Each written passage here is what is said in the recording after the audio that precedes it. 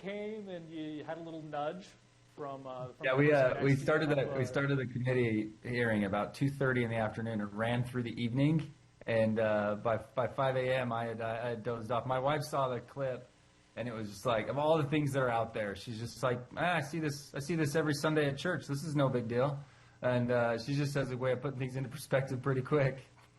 But it is tax policy at 5 a.m. It's pretty easy to doze off to.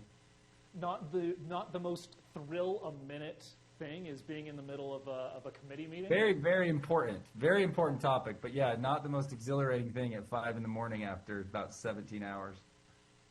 So yeah, after being in there for 14 and a half, 15 hours, from your experience, from your perspective, what happened? Walk me through it a little bit.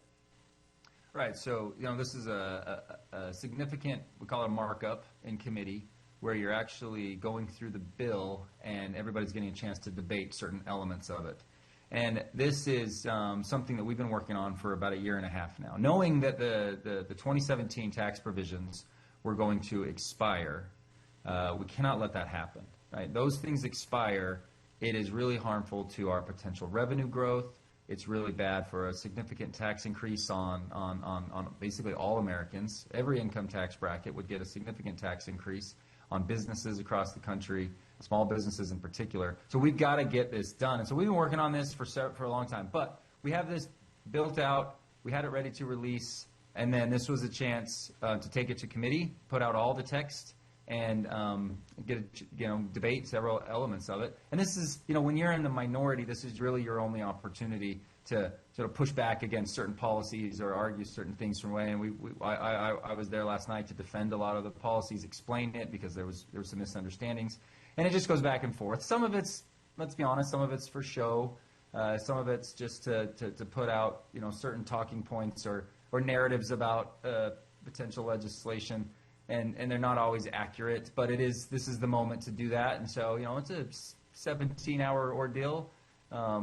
I've had them go late into the morning, like early into the morning hours, but I've really never had it go as an all-nighter. And so just a full all-nighter was a new experience. But we got it done about 8 o'clock this morning, and we'll package it up and put it together with the other committee pieces of the legislation, and hopefully be able to work on it next week on the House floor. So you already provided some context on, of course, how long this meeting had been going on. About how long would you say it had been since, how long have you been awake at that point? Goodness, I don't know. It was, like I said, we started it at 2:30 in the morning, 2:30 in the afternoon, and it went through 8 a.m. the next day. So by 5 a.m., I've been probably awake for 30 hours or so. I have to, if I'm doing my math correctly, or been maybe a straight 24 hours at that point. Yeah, it'd probably be a straight 24 hours at that point. My guess is, as a member of Congress, probably not a unique experience. You've probably seen this kind of thing happen. Oh yeah, there's lots of late night votes, and the committee hearings can go pretty late. But this is my first time that I've had one that just literally ran all the way through the night. So, and their Energy and Commerce is going through a similar situation. So it's just important to get these done this week so we can package them in the rules package for next week and get on the House floor as soon as possible. So speaking of the importance of this work, of what you were doing, there, aside from the levity of it, there might be some who think, well, you're representing Utah. This is a very important bill, a very important discussion that's happening, that they say, that's sleeping on the job. How do you respond to that? Yeah, the little 5-minute doze at 5 a.m. I don't think that's anything that people are seriously talking about for a markup of this importance. Anybody that's followed my newsletter, that follows what we're doing, knows how much we've been working on this bill. We got some significant wins through this piece of legislation that we're really excited about, right? The 199 cafe for small businesses to make sure that they aren't, they have some parity with corporations on how they're given some tax relief. This is the child tax credit for every family in Utah to make sure that we enhance that child tax credit. Like we've been digging in on these issues for a long time, and we're working very hard on it.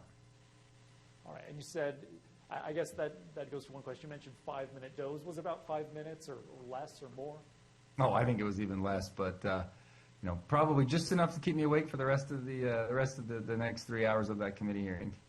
And everybody got a good laugh. Like I said, no more than my wife, of course, giving me the hardest time about it. All right. Anything else you want to say about this bill, about this reconciliation bill, about what you think is the most important aspect to it of this bill to Utahns? Absolutely. Well, I would say this is a really important bill, not just for Utah, but for the entire country, for our entire economy.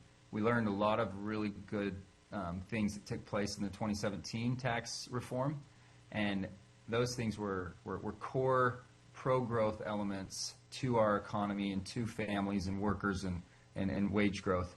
We made a lot of that stuff permanent. That is a significant change to what has existed. So we saw what worked well, and we were able to extend it and make a lot of those provisions permanent. They don't have to worry about them going back to pre-2017 levels, and we can move forward operating from here.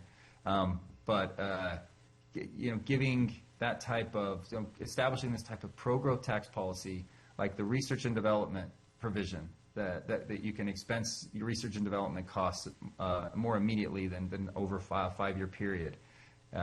Interest deductibility, bonus depreciation, things that you invest in your company, you're going to get tax relief from, so you can do more of that, and you can hire more people, and you'll see more positive growth out of the economy for this. And then, of course, there's the family side. We've enhanced the child tax credit. That's key for Utah. It was the strong families that we have, and that guarantees parents of younger children that they have some of that relief going forward. Younger meaning almost candidly through their years of 17. So not always just younger kids, but it does definitely give that sort of expectation to families that you'll have that. The standard deduction, we made sure that didn't go back to pre-2017 levels. This has been the biggest tax relief for middle and lower income Americans that this legislation for the last decade has done. All that stuff is reestablished in this bill, and moving forward, we'll have an opportunity to see the growth that comes from it. All right, Congressman Moore, thank you so much for taking this time. I really appreciate it.